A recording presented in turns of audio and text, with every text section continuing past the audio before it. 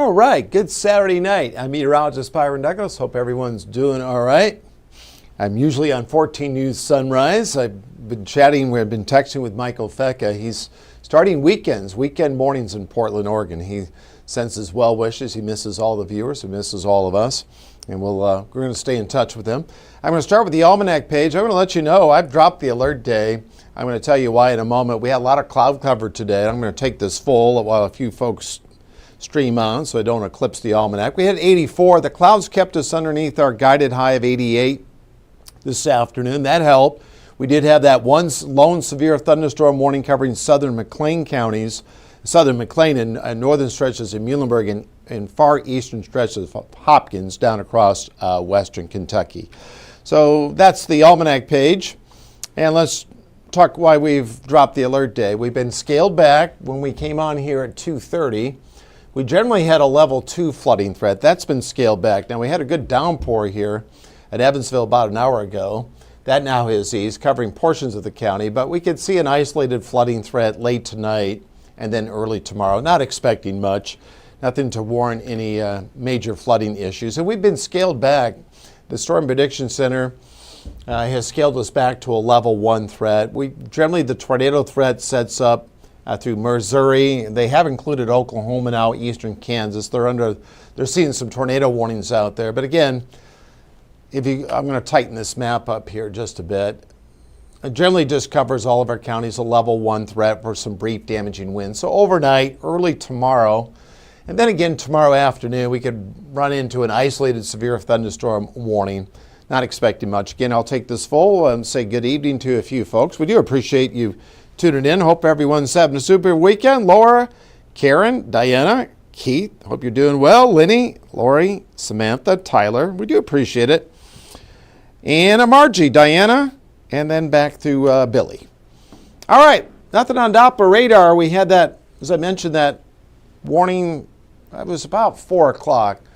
We had a severe thunderstorm warning for southern McLean, northern stretches of Muhlenberg.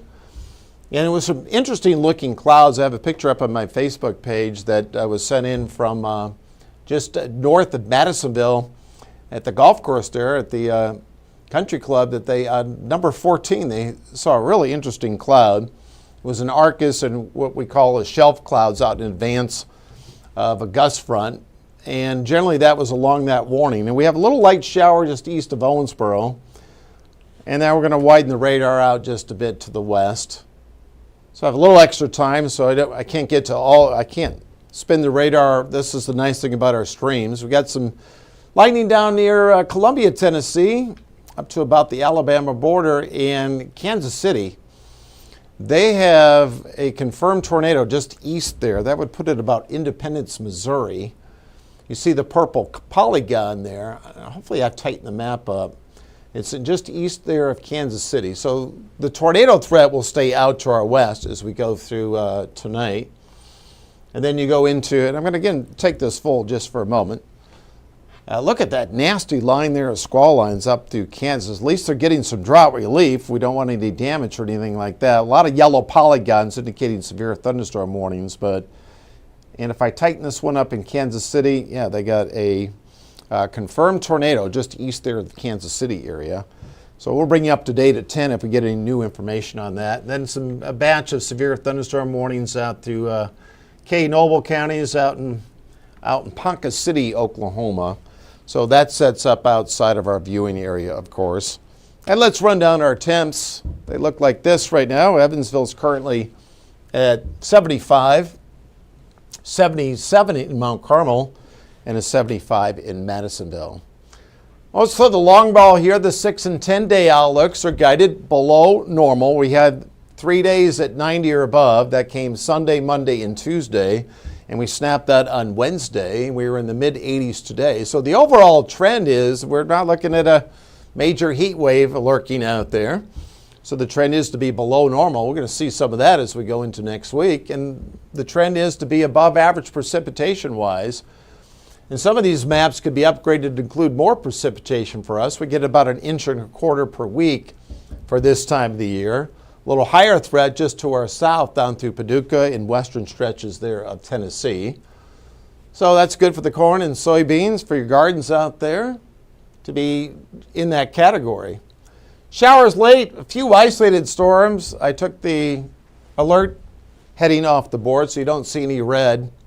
A 40% chance of showers and storms. And then tomorrow we'll have a chance for showers, maybe an isolated storm early, and then again during the afternoon. But I kept it here just as rain.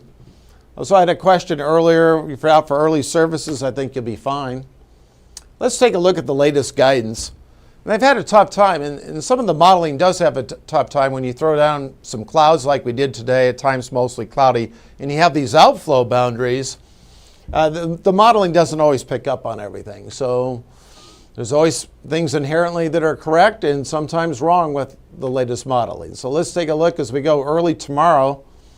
Not showing much in the pre-dawn hours, and I still think the best setup for a storm is kind of along the Kentucky-Tennessee border. This is at 9:30, and this is pretty much rain, maybe a rogue thunderstorm. And then as we go in the afternoon, the front's delayed a bit. It's going to come through about 1, 2 in the afternoon, so there's enough convergence where you could touch off an isolated shower and storm. Most everything will be out in advance, kind of prefrontal as far as the precipitation is concerned. This is in Sunday night, but boy, if you're going to camp on Monday or doing anything outdoors on Monday and Tuesday, and even Sunday afternoon, what I would call weather gems, as we go through that time frame. A nice big break in the humidity as well, covering those 2 days. And again, let's go out. The GFS mid-range model will go out into Tuesday. We might add some alert time generally next Thursday during that time frame. The Storm Prediction Center is already classified as potentially as a slight risk for severe thunderstorms, so that's off in the distance. So if we add any alert time next week, Thursday comes to mind, might carry over into Friday morning. So we are going to have excellent chances for rain during that stretch. I've already added, I believe, we'll see. Sometimes we're looking at this I think I put it up to an 80% chance. Well, if I hit the button, we can find out. I'm going to take this full. Again, my best time of the day is in the morning, but again, we'll make some adjustments. There we go at Thursday. Now I'll put my glasses on. There we go. Look at Sunday. The best chance for showers will be during the morning, then a stray storm during the afternoon. And we're not risked, by the way, for any severe thunderstorms on Sunday, outside of a general risk. And then Monday at 78. So I don't see any 90s in there, so we're going to keep it below, Wednesday of next week, our warmest day of the week, with an 86. Donna, thank you. Sari, hello. All right, thank you, Lenny. Hoping for rain there in Petersburg. No, we don't have any showers up there. Still could see a shower there late. All right, watching down in Madisonville. Thanks. We'll go back up to Doppler radar. We got a few folks on, and it's, 9:08 is on the time. And let's go back. I'll go back up here too. And we'll go back and show you Doppler radar. Somebody asked about Petersburg, but we'll take a look at those storms that are going out to the west. Again, if you're just tuning in, we dropped the alert day, the severe weather threats, as we talked about on our stream at 2:30, then again at 6. The best dynamics were out to our west, but it wasn't a zero threat by any stretch.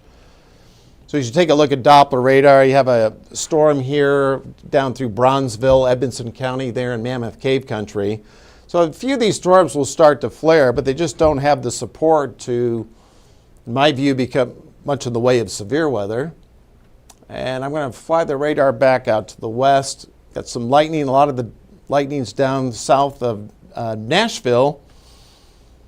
And down through northern stretches to about Tupelo, Mississippi comes to mind. But look at all these warnings out here. Kansas City, the purple polygon. See if I can tighten that up. I'll try to tighten that up just a bit. Went the other way with it. I have to put my maps back out in here. Always a treat watching me work in real time. There's a look. I'm going to hit this one more time. There we go. Thank goodness that worked. East there of Kansas City, you see the purple polygon. That puts us about Independence, Missouri, and they have severe thunderstorm warnings on that. That will stay well out to our west, even though we'll have a few thunderstorms that will develop during the overnight hours and then into the pre-dawn hours. And there's a look at all those warnings. A lot of severe thunderstorm warnings out in Kansas, Again, there's a lot of yellow there indicating severe thunderstorm warnings in those locations. All right. That's what's going on there. Stephanie, hello there in Hawesville. And I appreciate you guys tuning in. I'll have more coming up at 14 News at 10. Otherwise, have a super weekend. We will talk to you soon. Enjoy the rest of your night.